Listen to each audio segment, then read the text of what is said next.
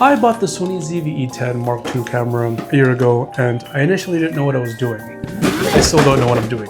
I initially thought just having a camera would instantly turn me into a filmmaker, but it really didn't. So the more that I'm starting to make content as a small content creator who's still learning, I feel like just having this camera has changed a lot for me, especially with how I film, how I shoot, and even how I see the world. So I wanted to make this video now while I'm still a beginner, just so I can give you guys like a beginner's perspective before I forget what like this stage feels like.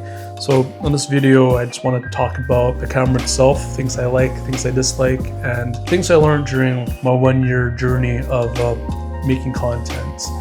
Now, before anything, this is my first real camera, so I won't really be able to compare it with any other cameras. Now, I have used a couple of my friends' cameras in the past, but I don't feel like that's long enough for me to give a fair comparison. So basically everything you're going to be hearing about this camera is from a complete noob. But let's go ahead and start talking about the things I like about this camera. The camera is very light, small, well, depending on the lens that you add to it. And for someone like me who likes to travel or who likes to bring the camera, it's small enough for me to just slip into my bag. Now, another thing I really like with this camera is that it shoots in 4K. The autofocus is amazing, and the flip screen, which is honestly one of my most favorite things. This one just gives you like lots of like options. I can film like this, like if I have a tripod, I'm doing like astrophotography, or kind of want to like reduce the glare on the screen, I can just move the little screen like this. And this is good if I'm trying to film myself as well though too, because I have that little lens here too. So now I use this camera in different environments, just like the freezing Rocky Mountains, hot humid places, racetracks, indoors, and even for astrophotography. And I'm pretty surprised how well this camera performs in these different situations. Now, the camera itself isn't perfect. One of the biggest issues with this camera is like the lack of IBS, which is the in-body image stabilization. If you're trying to film while you're walking, it gets very shaky, and especially if you're using a zoom lens, once you're zoomed in, it amplifies any micro shakes that you make, therefore making your video shaky. Now, another issue that lots of people have, not really me, is overheating to the point that it shuts off. So like people would like film like long 4K clips. Now, me personally, I don't really use the camera like that, so I've never really had any issues with the camera overheating to the point that it shuts down, but I do have issues with the camera overheating sometimes. So those are just like my main issues.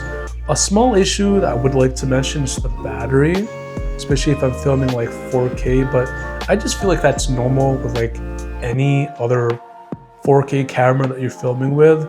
It could be easily remedied by just carrying extra batteries. So since we're done talking about the body itself, let's go ahead and talk about the lenses that I've been using. So the first lens I've ever got for my camera was the Sigma 16mm with a 1.4 aperture. This is one of my favorite lenses to use that I have right now for astrophotography because of that 1.4 aperture. Now, another lens I have, since I don't really have a zoom lens, is my Tamron 17 to 70mm with a 2.8 aperture, and this has been like my go-to lens for traveling. And this lens has built-in stabilization in the lens. It really helps fix that issue with the lack of IBS on the camera frame itself. So yeah, my go-to lens.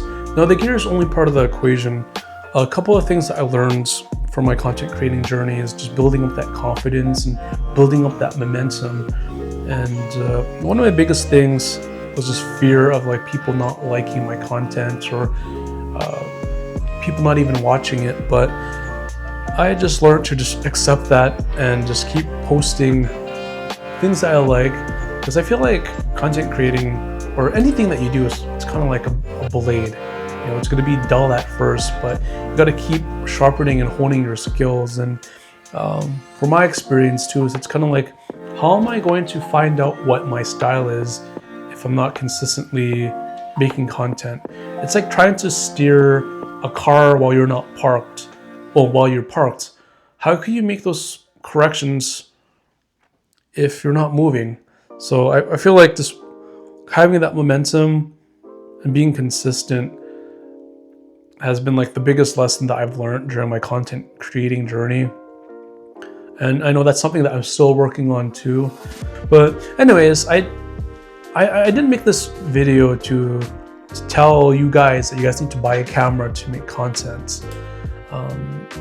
I only bought this camera because I've always wanted to get into cameras. I wanted to learn photography, videography, lenses, editing, all of that with a camera.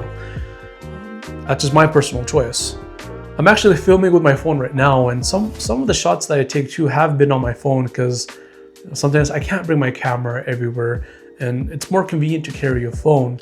But I feel like main thing is hopefully this video can help you, inspire you guys, make content with what you guys have, and then just keep learning from your mistakes and building from there. And then build up the confidence just so you're not that awkward on camera just like me. But so far that's the stuff that I learned from my first year, I guess, of making content. So I'm gonna end this now before it gets awkward.